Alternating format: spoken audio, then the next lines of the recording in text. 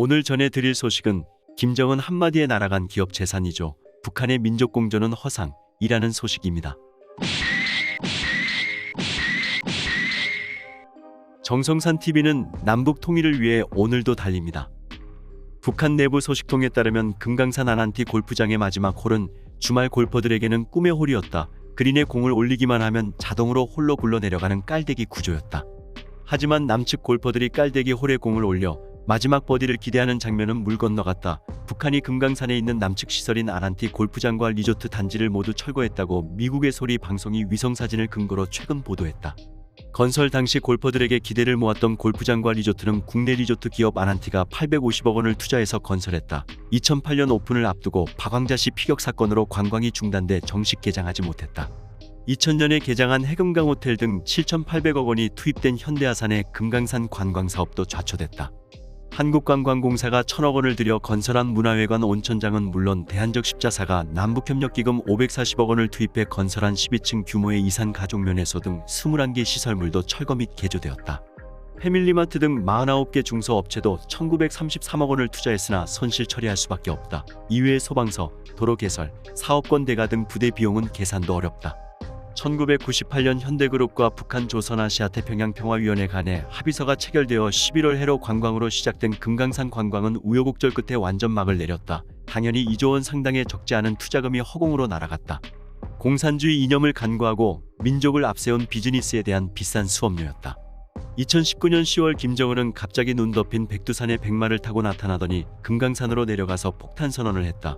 김정은의 백마 탄 사진이 노동신문에 게재되자 전례 때문에 전문가들은 긴장했다.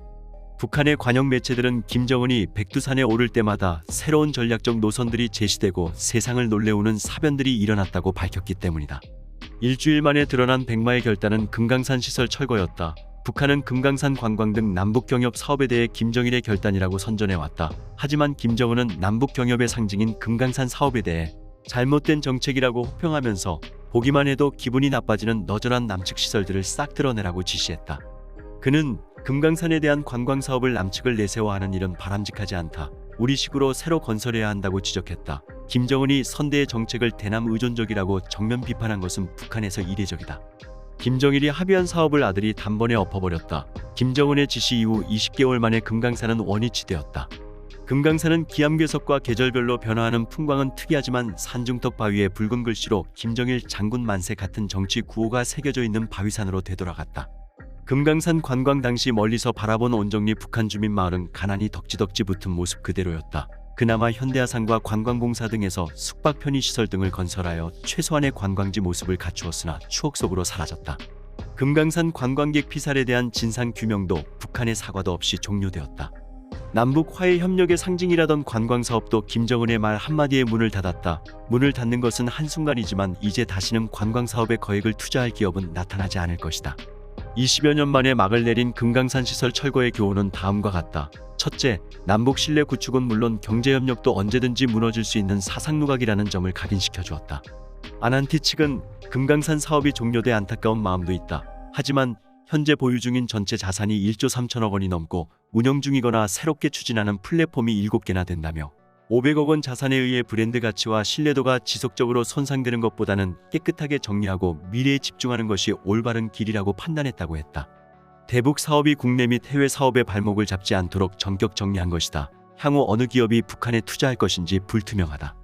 어떤 정부라도 왜곡된 정보를 기반으로 북한에 투자하도록 무리하게 기업들의 등을 떠미는데 신중해야 한다. 잘못된 장밋빛 전망으로 기업들을 사지로 몰아넣어서는 안 된다. 둘째, 남북한 당국 간의 합의서라도 평양의 변심으로 일순간의 휴지 조각으로 변한다. 2003년 발효된 투자보장, 이중과세 방지, 상사분 쟁조정 및 청산결제 등 4대 경협 합의서는 국제규범을 모방했지만 무용지물이 되었다. 경제협력이 정치적 화해를 가져온다는 유럽통합 방식의 기능주의 접근은 한계에 도달했다. 통일부는 남북공동연락사무소를 통해 의도가 무엇이든 우리 기업의 재산권을 침해하는 일방적인 조처는 안 된다며 북측의 설명을 요구했으나 무응답이다. 셋째, 향후 금강산에는 남측을 대신할 투자기업은 물론 관광객도 나타나지 않을 것이다. 조선중앙통신은 김정은의 금강산 현지 지도 뒤인 2019년 11월 온 세상 사람들이 와보고 싶어하는 세계 제1의 명산은 명백히 북과 남의 공유물이 아니며 북남 화해 협력의 상징적 장소도 아니다며 금강산을 우리식으로 훌륭하게 개발할 것이고 거기에 남조선이 끼어들 자리는 없다고 주장했다. 우리 식개발을 주장하지만 북한 경제는 금강산을 개발할 자금 여력이 없다. 막대한 자금을 투자할 국제기업은 더더욱 없다. 찾아올 관광객도 없다. 북한이 중국 관광객을 유치해서 금강산 관광을 활성화시키려는 전략은 착각이고 오판이다. 금강산은 한국인이 애호하는 명산일 뿐이다. 금강산에 무관심한 중국인들이 교통도 복잡한 지역까지 대규모 관광을 올 가능성은 크지 않다. 금강산의 고객은 남측 관광객 이외에는 없다고 해도 과언이 아니다. 마지막으로 금강산엔 이산가족 상봉을 위한 이산가족면에서도 있었는데 북한이 이들 시설을 일방적으로 철거함에 따라 인도주의적 관점에서 국제사회의 비난 대상이다. 윤석열 대통령은 광복절 경축사에서 담대한 구상을 밝히며 북한 비핵화의 당근을 제시하였다. 식량부터 금융까지 경제의 전 분야에 걸친 종합선물 세트에 가까운 경제협력이다. 금강산 시설 철거는 북한의 비핵화 행동을 누가 담보하며 보장할 것인지 의문을 던진다. 민간기업과 약속한 관광사업조차 일방적인 철거로 계약을 파기하는 평양과 비핵화 논의를 추진하는 것은 참으로 지난한 과제다. 북측의 마지막 남은 우리 자산은 안동대 마방직 등이 평양에 투자한 시설과 123개 기업이 개성공단에 건설한 공장들이다. 최근 개성공단 무단 가동과 자재 훼손 등이 위성사진을 통해 감지되고 있다. 남북관계 최후의 보루인 개성공단 시설의 운명도 금강산 관광의 전철을 밟지 않을까 투자한 기업인들은 노심초사한 모습이다. 2020년 300억 원이 투자된 개성공단 남북공동연락사무소도 하루아침에 폭파되는 현실이니 걱정이 태산이다. 협상에서 입만 열면 큰소리치던 민족공조는 어디로 사라진 것인지 평양은 답을 해야 한다. 김여정이 나서서 윤석열 대통령에 대해 인간 자체가 싫다는 등 인신공격만 하지 말고 김정은의 다음 수는 한마디로 김정은의 의중 택도 없는 소리 마라. 나는 그 정도의 제의에 혹하고 넘어갈 사람이 아니다. 나는 대전약이 있다. 나의 길을 계속하겠다는 사실을 내외에 직간접적으로 공표한 것이다.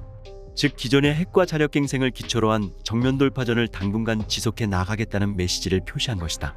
순항미사일 도발은 유엔 안보리의 탄도미사일 발사 금지 결의안에 저촉되지 않으면서도 강대강 전술의 과시 효과는 충분히 거양할 수 있는 효과적인 수단이다.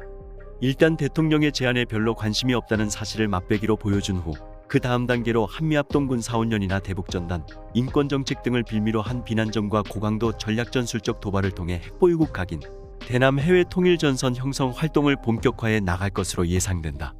향후 북한의 정책 행보를 전망해보면 다음과 같다. 사실 전망이란 정확한 첩보 수집의 한계가 있고 상대가 전략전술을 수시로 변경할 수 있는 분야이어서 틀릴 확률이 언제든 있다.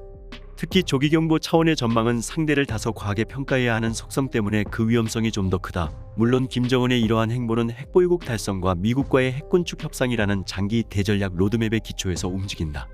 그럼 우리는 어떻게 대응해 나가야 할까?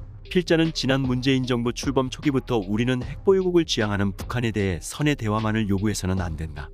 정부 나름의 세 가지 기둥을 가지고 대처해 나가야 한다고 강조했다. 다시 한번 윤석열 정부에도 똑같이 당부한다. 지난 8월 15일 경축사 담대한 구상과 취임 100일 기자회견을 통해 윤석열 정부의 비핵화 및 남북협력 구상, 즉 제1기둥은 이미 밝혔다. 이제부터는 제2기둥, 자주국방과 한미공조를 통한 핵억제력 강화과 제3기둥, 북한체제 변화 전략을 한순간도 놓치지 말고 지속적으로 시행해 나가야 한다. 그리하여 북한이 핵미사일 능력을 강화해도 소용이 없게 하고 북한 사회를 위아래로부터 동시에 변화시켜 나가는 다차원적 대북정책을 입체적 지속적으로 전개해 나가야 한다. 김정은은 스스로 변하지 않는다. 우리가 변하게끔 만들어 나가야 한다. 그리고 앞으로 있을 북한의 다양한 도발에는 절대 주눅이 들지 말아야 한다. 국민들에게도 자신감을 불어넣어야 한다. 처음에는 어렵고 다소 두렵기도 하겠지만 정부가 확신을 가지고 당당하게 대응해 나가면 김정은의 마음을 돌리고 국민들로부터도 박수를 받을 것이다. 윤석열 대통령이 강조하는 국민 이 모든 정책의 토대이다. 국민에게 실상을 정확히 알리고 이해를 구하고 자신감도 보여주어야 한다. 북한의 전쟁 대 평화, 민족 대 외세와 같은 가짜 평화 프레임의 허구성을 보다 주도 면밀하게 당당하게 알려나가야 한다. 정성산TV 좋아요, 구독, 알림은 큰 힘이 됩니다. 후원해주시는 모든 분들께 가열차게 멸공. 정성산TV는 앞으로도 남북 통일을 위한 북한의 소식을 전해드리겠습니다.